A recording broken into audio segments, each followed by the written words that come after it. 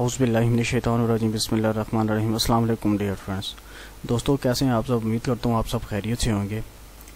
तो दोस्तों आज की इस नई वीडियो के अंदर आपसे बात करेंगे एक साइकिल के बारे में जिसका नाम है G92 थ्रेडिंग साइकिल। तो दोस्तों आज की इस वीडियो के अंदर इंशाल्लाह मैं आपको तफसील के साथ G92 से प्रोग्राम बनाना और कौन कौन से अल्फ़ाबेट की ज़रूरत होती है, ठीक है, और प्रोग्राम को एंड पर चला कर भी आपको दिखाऊंगा कि किस तरीके से G92 की मदद से हम थ्रेडिंग साइकिल को की मदद से प्रोग्राम बनाते हैं और प्रोग्राम को चलाते हैं, ठीक है। दोनों तरीक़ों से मैं आपको बता दूंगा। तो दोस्तों अभी तक जिन दोस्तों ने मेरा चैनल सब्सक्राइब नहीं किया तो काइंडली चैनल सब्सक्राइब कर लें और बेल आइकन को क्लिक कर लें ताकि इस तरह की मज़ीद वीडियो का नोटिफिकेशन आपको मिलता रहे।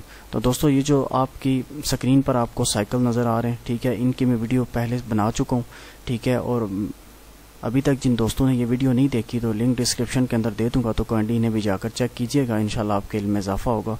तो दोस्तों चलिए आज के साइकिल की तरफ। आज के जो साइकिल का नाम है दोस्तों G92 थ्रेडिंग साइकिल है कि G92 कोड की मदद से, G कोड की मदद से हम थ्रेडिंग साइकिल किस तरीके से बनाते हैं, किन किन अल्फ़ाबेट्स की ज़रूरत होती है, ठीक है, उसका प्रोग्राम फॉर्मेट क्या होता है, तो मैं आपको बताता हूँ। सबसे पहले साइकिल फॉर्मेट की तरफ आ जाते हैं, ठीक है दोस्तों। तो सबसे पहली जो हम लाइन लिखते हैं दोस्तों वो N होती है हमारे पास। N हमारा ब्लॉक नंबर होता है, ठीक है। उसके बाद G00 दोस्तों, यहाँ पर G00 आप की जगह आप G01 भी लिख सकते हैं, ठीक है। उसके साथ X और Z की हम वैल्यू देते हैं दोस्तों। ये आपकी टूल सेफ हाइट होती है जो कि वर्क पीस से थोड़ा सा ऊपर लाकर टूल को खड़ा कर देती है, यानी कि हम X एक्सिस के अंदर और Z एक्सिस के अंदर हम जो वैल्यूज़ का मार्जिन दे देते हैं, यानी कि 1-2 मिलीमीटर हम क्या करते हैं वर्क पीस से कटिंग टूल को दूर रखते हैं, ठीक है। तो ये आपका टूल सेफ हाइट आ जाता है, ये देना बहुत ज़रूरी होता है, ठीक है दोस्तों।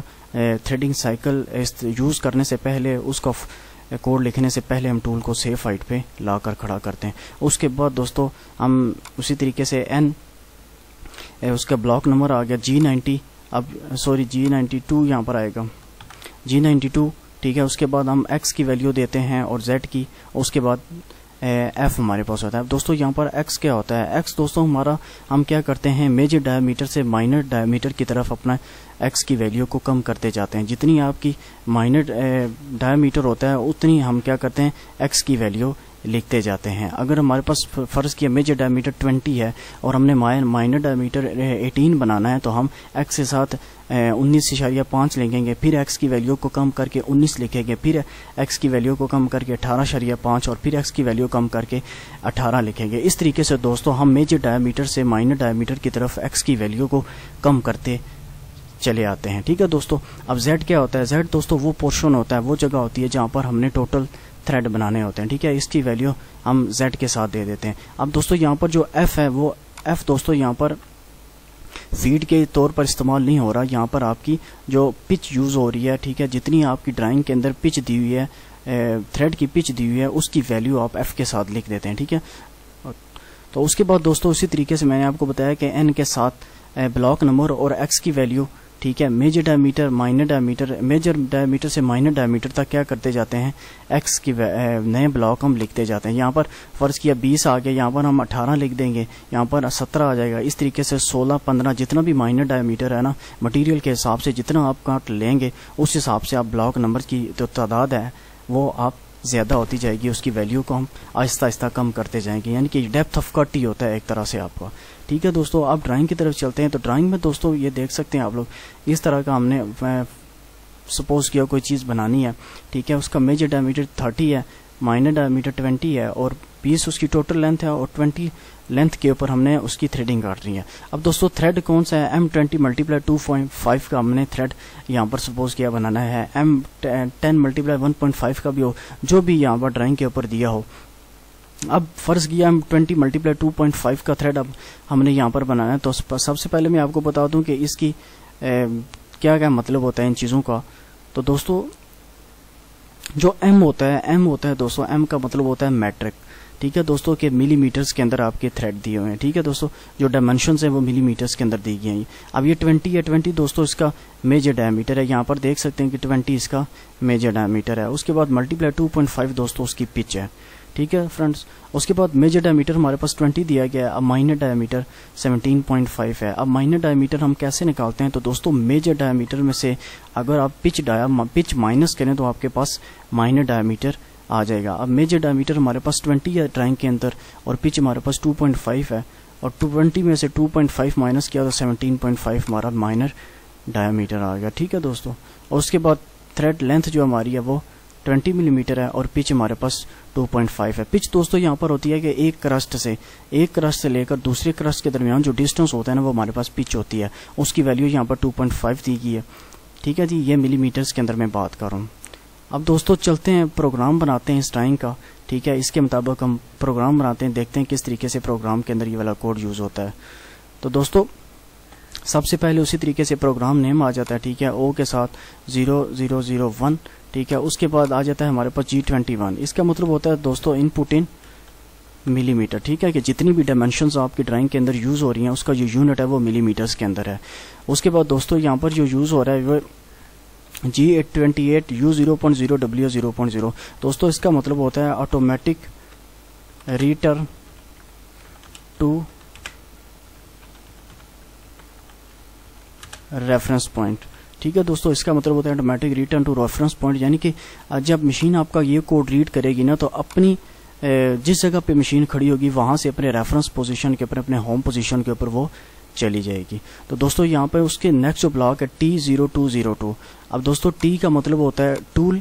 ठीक है, अब 02 का मतलब होता है कि दूसरी स्लॉट के अंदर आपका थ्रेडिंग टूल फिक्स है। फर्ज किया दूसरी स्लॉट के अंदर है, टर्रेट के ऊपर जो स्लॉट्स कटी होती हैं, फर्ज किया कि दूसरी स्लॉट के ऊपर आपका थ्रेडिंग टूल फिक्स है। अगर तीसरी के अंदर फिक्स है तो यहाँ पर आप 03 लिख देंगे, चौथी के अंदर है तो 04 लिख देंगे, यानी कि टर्रेट पर उसकी पोजीशन को हमें मशीन को बताना होता है।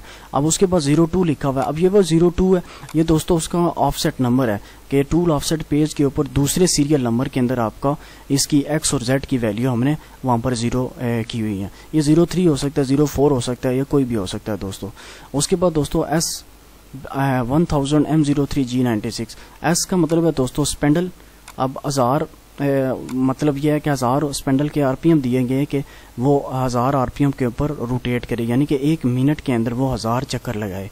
उसके बाद दोस्तों M03, ये जो M कोड है, M कोड का मतलब यह है कि spindle on clockwise plus spindle on clockwise. ठीक है, स्पेंडल को ऑन करेगा प्लस उसकी जो रोटेशन है वो क्लॉकवाइज रखेगा।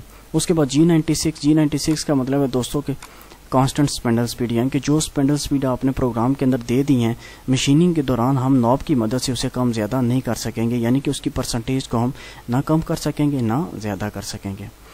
उसके बाद दोस्तों G00 X20.0 Z2.0, ये दोस्तों यहाँ पर अब हमने उसको टूल सेफ हाइट दे दी है। ठीक है, अब यहाँ से हमने उसको टूल सेफ हाइट दे दी है। ठीक है, उसके बाद हम तो दोस्तों उसके बाद देखें हमने यहाँ पर G90 apply threading cycle apply कर दिया। ठीक है, थ्रेडिंग साइकिल को हमने अप्लाई कर दिया G90। उसके बाद X19.0, यानी कि ये X20 उसका मेजर डायमीटर है। अगर मैं यहाँ पर आपको दिखाऊं 20 मेजर डायमीटर है। अब हम माइनर डायमीटर की तरफ आ रहे हैं। अब माइनर डायमीटर हमारे पास 17.5 है। तो अब हमने X की जो वैल्यू है वो 20 से लेकर 17.5 मिलीमीटर तक हमने आना है। तो यहाँ पर दोस्तों मैंने 1 मिली का ले लिया, आप 0.5 का ले सकते हैं, 0.2 का ले सकते हैं, जितना मटेरियल के हिसाब से, मटेरियल पर डिपेंड करता है कि मटेरियल की हार्डनेस कितनी है। ठीक है, कौन सा मटेरियल आप यूज़ कर रहे हैं जिसके ऊपर थ्रेडिंग करनी है उस हिसाब से आप कर रहे हैं। ठीक है, इसकी डेप्थ ऑफ कट है वो सेट कर सकते हैं। यहाँ पर मैंने आपको सिखाने के लिए, आपको बताने के लिए यहाँ पर 1 मिली का ले लिया। ठीक है, यहाँ पर टोटल लेंथ मैंने दे दिया। ठीक है, कि हमने Z-20 मिलीमीटर तक हमने थ्रेडिंग काटनी है। उसके बाद मैंने पिच दे दिया। ठीक है, उसके बाद देखें दोस्तों X की वैल्यू मैंने कम की है, यहाँ पर 19 दी थी, यहाँ पर मैंने 18 दे दिया। ठीक है, उसके बाद X17.0, ये हमारे पास उसका माइनर डायमीटर आ गया। ठीक है दोस्तों,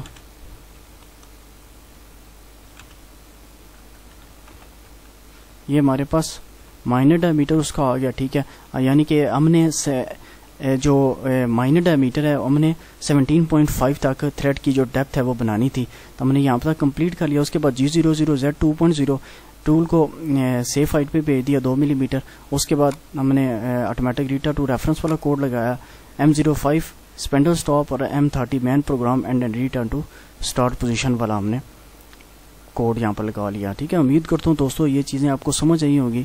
अब मैं आपको प्रोग्राम को चला कर दिखाता हूँ कि प्रोग्राम किस तरीके से चलेगा। ठीक है दोस्तों, ये मैंने यहाँ पर उसकी सेटिंग वगैरह की है सारी। अब टूल को हम सबसे पहले होम पोजीशन पर सेंड करते हैं ताकि आपको बेहतर तरीके से समझ आए। ये दोस्तों देखेंगे मैं आपको प्रोग्राम दिखाता हूँ।